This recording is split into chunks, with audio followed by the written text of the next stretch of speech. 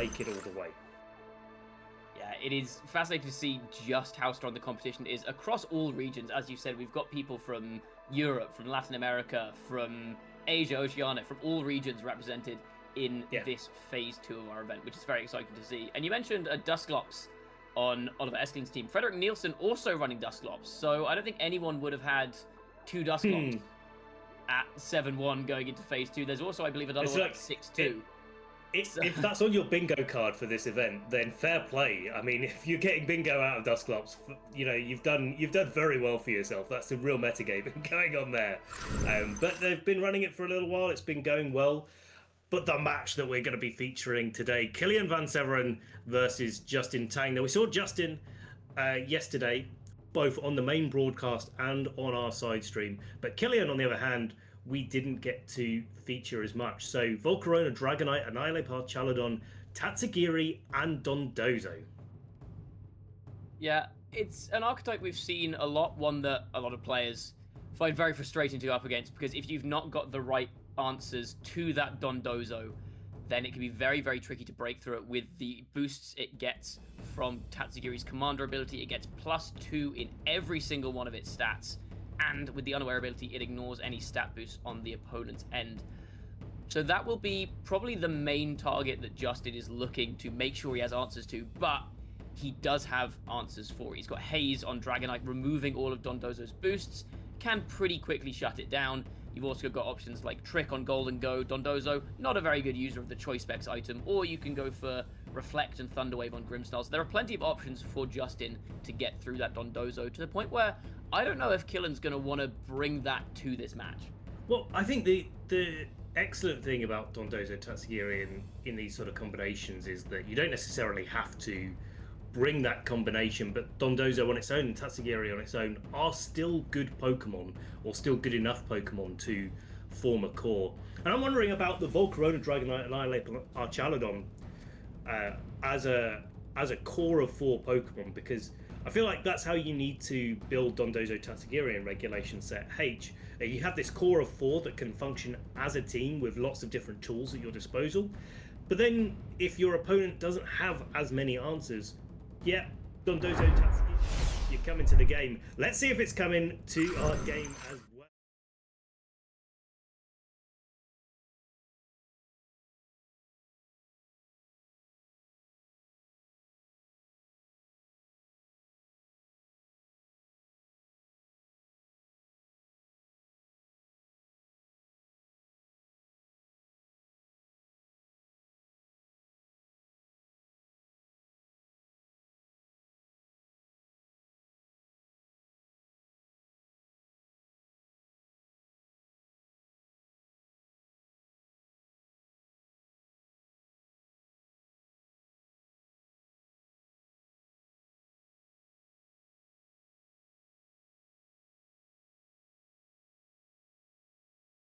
The Archaladon. Now, one of the things I was expecting to see was maybe one of the speed control options or one of the screens coming out from Justin, but that didn't come through. In fact, instead, it looks like the Heat Wave followed up by a Spirit Break is going to be targeting down into the Dragonite. So Justin wanting to maybe remove that Dragonite as early as possible, especially taking advantage of the defense drop that this Dragonite is going to get from a Scale Shot. But that is enough to knock out the Volcarona. So one of the big pieces of Justin's puzzle has been taken down straight away by Kylan. Now Volcarona faints. Dragonite gets his defense drop. It gets its speed boost, but I don't think it's going to be using it for too much longer. Here's the Spirit Break coming into the Dragonite and picking up the KO. So KO apiece on turn 1. Neither of these players wasting any time getting our round 1 match of phase 2 going. I like that play, I think, from Justin getting aggressive here, because with Kylan's team, with the Dondozo, if he's brought the Dondozo in the back end, getting these early KOs is incredibly valuable to force the Dondozo onto the field. And if, as we see most likely here, he doesn't have that Dondozo, Justin now knows he doesn't have that and can play around it accordingly. So getting that early KO on Dragonite, it removes speed control as well, which is very, very nice for him, so he's not having to contest with opposing Tailwind. But the Archaladon on Kylan's side does now have that special attack boost that will be counteracted by the light screen and the Assault Vest on Justin's Archaludon, though. So we'll see how much mileage we can actually get from Kylan on this Archaludon. 2 special attackers on the board. Light Screen is the move of choice from Grimmsnarl, getting that first screen set up. That's going to be on the field with the Light Clay for 8 more turns. +1 Flash Cannon, effectively ignoring the Light Screen overall, going down into Grimmsnarl, but it's able to tank that, as is Archaludon able to tank a body press from Archaludon. Yeah, the Light Screen saving Grimmsnarl there, keeping it on the field for another turn to fire off a dangerous Thunder Wave. The yellow magic is now in play. There's now a 1 in 4 chance that this Volcarona is not going to be able to move every turn, on top of its speed being halved, counteracting that tailwind that Kylan set up on the previous turn. So we'll see now, is this Volcarona going to be able to move? It is not. Immediate reward for Justin for going for that Thunder Wave, and that is the value that you can get out of that move, especially on a defensive team like Justin's. The more turns that everything's on the field for with paralysis, the more turns your opponent's going to lose, and we see that right away on that full paralysis on the Volcarona. A Flash Cannon apiece too, picking up 2 key knockouts here. Now the final 2 Pokemon are revealed for Kylan. You've got the Volcarona, now the Annihilate, and it looks like Archaludon and Dragonite, the final 2 Pokemon for Justin Tang as well. I like the look of this Annihilate, especially with the ability to go for a final Gambit. The question is whether or not Kylan's Volcarona can break through this Dragonite or not, and if it, because it isn't the Terra Fairy Terra Blast variant that we see quite commonly. Instead, it's a Terra Water with a Citrus Berry and a little bit more of a defensive move pool overall. So if you go for the final Gambit here, if you're Kylan, to remove the Archaludon, you got to be thinking about whether or not you can even get through the Dragonite.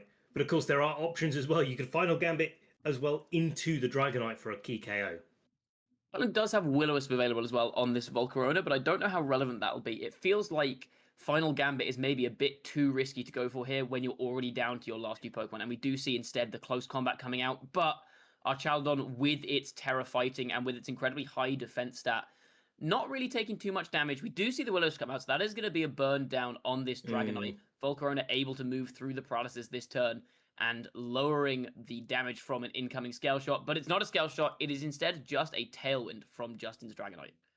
Okay, so Archaludon will be going a little bit speedier next. The Dragonite getting the Tailwind a little bit later in the turn means that the Archaludon didn't get to use the speed boost that the Tailwind afforded it.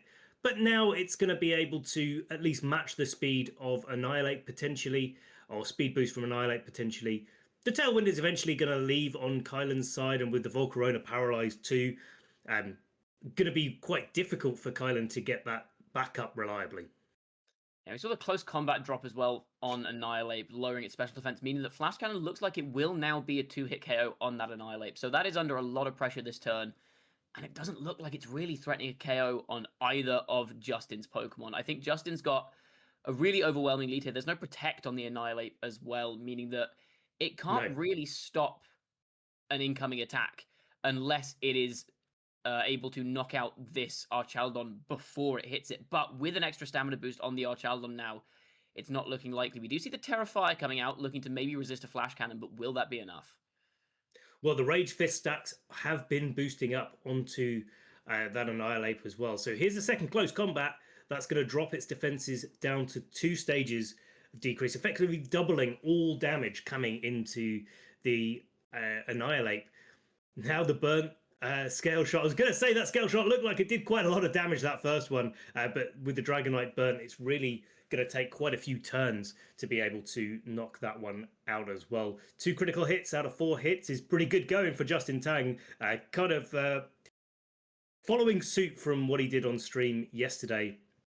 Flash Cannon into Annihilate. The Terra Fire is enough to allow it to take that hit, but the Heat Wave coming back in really not doing that much damage to either Dragonite nor Archaludon. Yeah, the Archaludon with the Assault Vest and the Light Screen still up, really not too worried about these special attacks here. And with all the stamina boost, not too worried about the physical attacks either. I think Kylan's going to need a crit somewhere here to try and break through this. But Doesn't look like he's going to get a chance to with Annihilate. Scale Shot coming out is going to knock that out even through the burn, thanks to all of those close combat drops.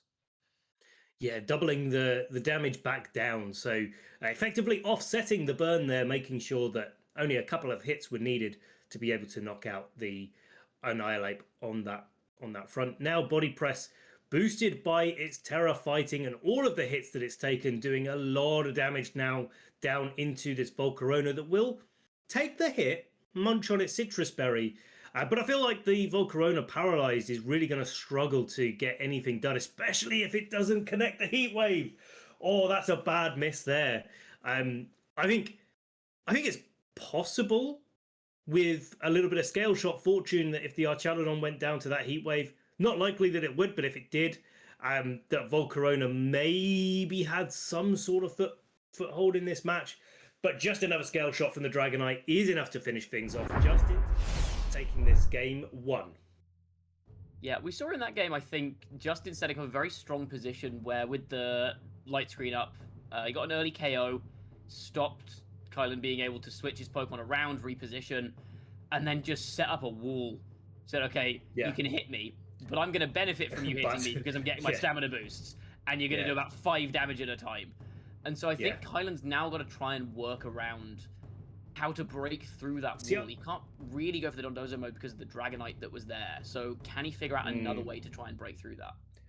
See, I was just thinking about, whether Final Gambit would have been enough for Kylan in that end game. Knock out the Archaludon, trade the Archaludon, and then play Bird Volcarona or Bird Dragonite versus Paralyzed Volcarona in the end game. I'm not even sure that's going to be enough to take it. But let's see, getting into game 2, these players locking in their choices very quickly. We've got Grimmsnarl and Volcarona coming out for Justin, and an Extreme Speed coming out for Kylan's Dragonite with the Archaludon supporting it.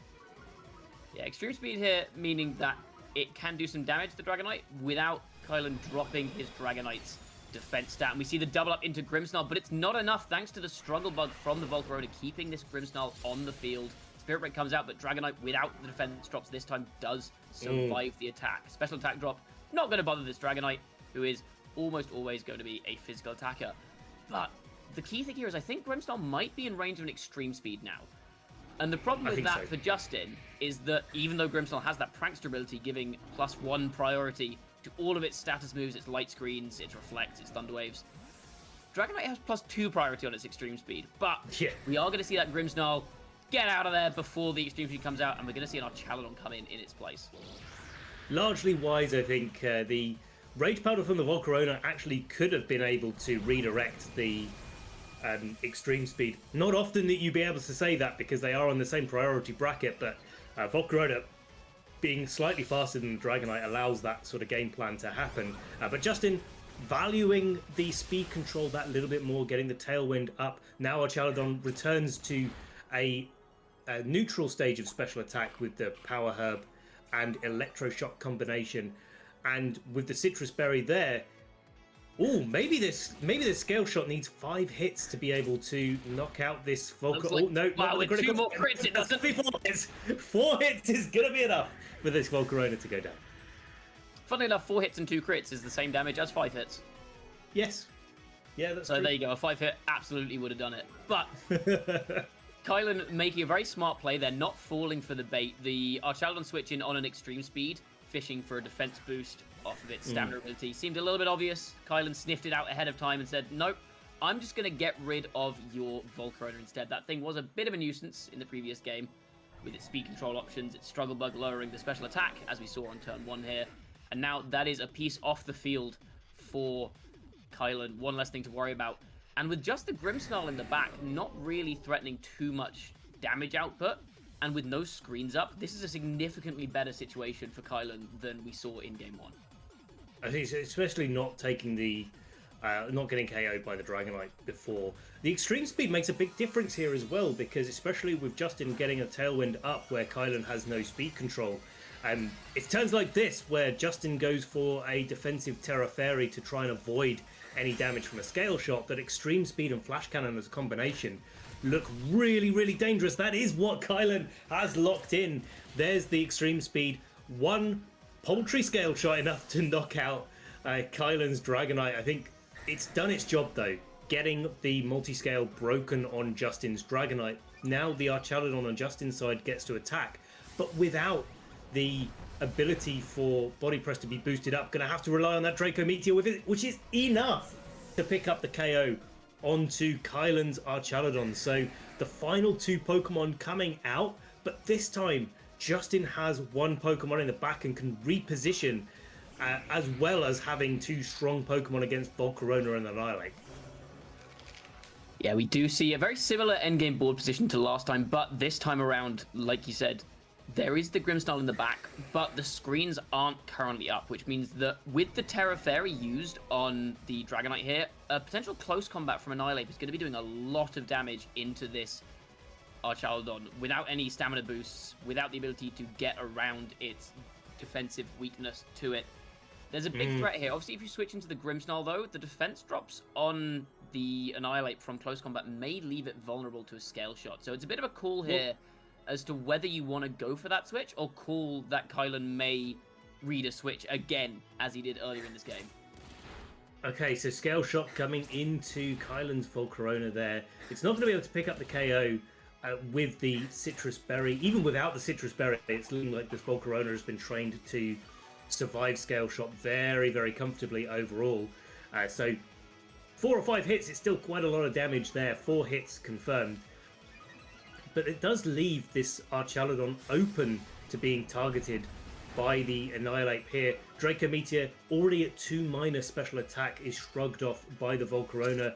Will-O-Wisp avoided by Dragonite. That's actually pretty big here. The close combat goes into the Archaludon, is enough to pick up the KO with a critical hit. Not sure that critical hit mattered at all in this spot, but it does depend on how defensively. We know that this Archaludon from previous game interactions has been trained pretty defensively, but we just don't know quite how defensively and whether or not that crit was impactful in the match at all. As someone who's used both Annihilate and Archaludon quite a bit, I think there's a very reasonable chance that crit was very relevant, but at the same time, I feel like Kylan would much rather have hit the Will-O-Wisp and not crit the Archaludon. Because now that Archaludon, it was at -4 special attack off that Draco Meteor, it wasn't really threatening any of Kylan's Pokemon. Whereas now, it's off the field, Grimmsnarl's in, it can now go for those Thunder Waves, it can get its screens back up again.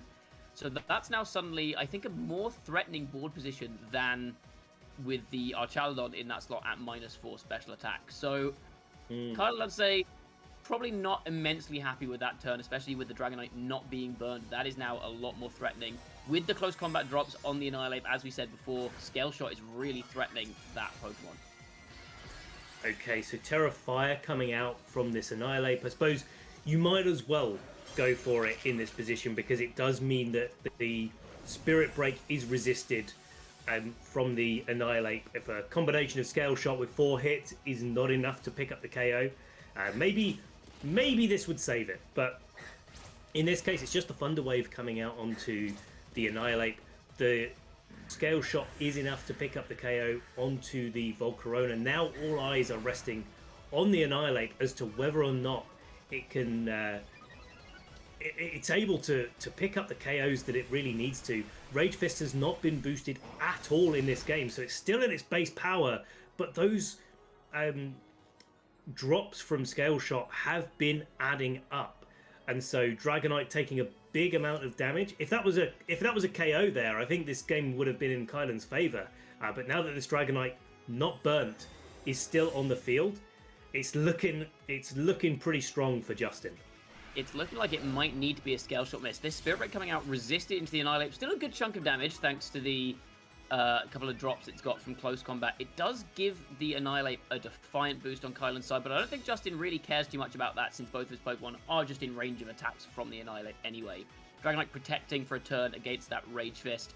It comes down to, do we land the Scale Shot? And we do. This should be enough. Maybe. It's looking very close. Yeah, with it's the looking close combat drops. It looks like it's going to get it. Yeah, that 4 hit will be enough. And that will be Justin Tang going to 9-0 in the Latin American International Championships. A very, very strong start from him. Really putting himself in a great position to make top cut.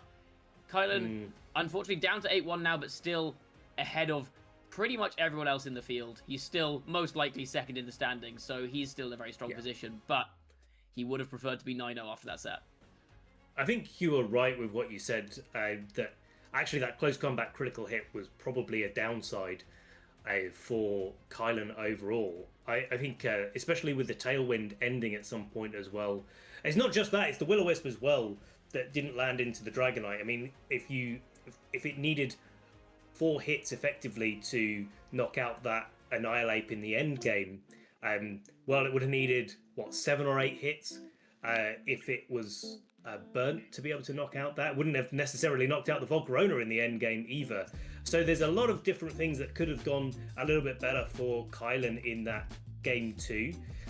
But I think, again, Justin just taking advantage of the things that happen. And at some point when you lock in those inaccurate moves, those things are going to go against you. But obviously Kylan has been able to play fantastically through the entirety of the event. I wouldn't be shocked to see Kylan coming into our asymmetrical top cut with a, well, could even be an X and 1 record. That's still absolutely fine going into ASIM.